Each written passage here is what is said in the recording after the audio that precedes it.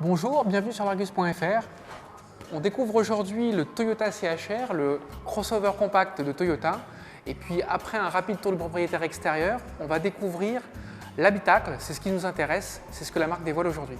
Il y a eu deux concept cars au Mondial de Paris en 2014 et au Salon de Francfort en 2015 qui ont préfiguré cette version de série du Toyota CHR, avec à chaque fois un côté dynamique, un côté spectaculaire.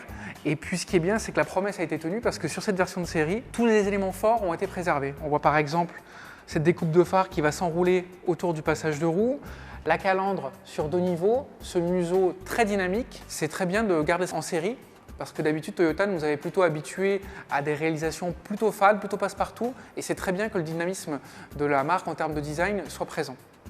Avec ses lignes très dynamiques et ses allures de coupé, le Toyota CHR fait immanquablement penser au Nissan Juke. Pourtant, son gabarit est plus grand, il faudra voir à l'étage supérieur, plutôt celui d'un Nissan Qashqai. Sa longueur est de 4,36 m et donc ça sera un positionnement un peu entre deux. Toute l'originalité qui est à l'avant et sur les flancs du CHR se retrouve aussi à l'arrière, avec cette partie qui n'est pas sans rappeler une Honda Civic, des phares très creusés, des épaulements qui donnent aussi beaucoup de dynamisme, une lunette très inclinée et un becquet de toit qui apporte de la sportivité. Puis maintenant, on va découvrir ce qui nous intéresse principalement aujourd'hui, c'est l'intérieur du Toyota CHR.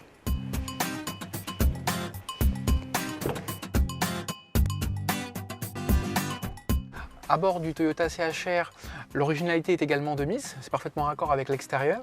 On a un tableau de bord organisé autour du conducteur avec une console centrale légèrement tournée vers le pilote.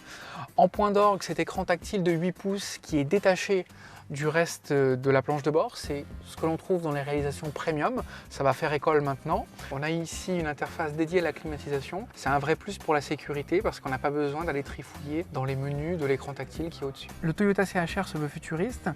C'est dommage que devant le conducteur on trouve deux compteurs à aiguilles analogiques. Ça fait un côté un peu désuet aujourd'hui. En revanche, pour ce qui est de l'intégration avec les contreportes, on a vraiment ce côté de cockpit, ce côté sportif, cette dynamique. Et puis au niveau de la qualité perçue, on sent que Toyota a poussé le curseur un cran au-dessus avec une finition ici qui imite le cuir et puis différentes strates. Donc c'est soigné, c'est un esprit quasi premium et c'est plutôt une bonne chose. D'après Toyota, cet univers et ce tableau de bord du CHR sera repris sur les futures réalisations. Pour s'installer aux places arrière, il faudra courber un peu la tête parce que la ligne de coupé et le pavillon fuyant réduisent un peu l'accès. Mais après, une fois à bord, il n'y a pas de souci. On a plutôt une bonne garde au toit, de l'espace pour les jambes. La place centrale n'est pas une punition, sauf sur les versions qui ont un tunnel parce qu'il y aura des versions 4x4. Mais au global, ce Toyota CHR peut être très bien utilisé de manière familiale et ça renforce son côté polyvalent. Le Toyota CHR sera commercialisé en fin d'année. Il y aura deux motorisations, de l'hybride qui représentera 90% des ventes selon Toyota et une version essence 1,2 litre turbo. A bientôt sur l'Argus.fr.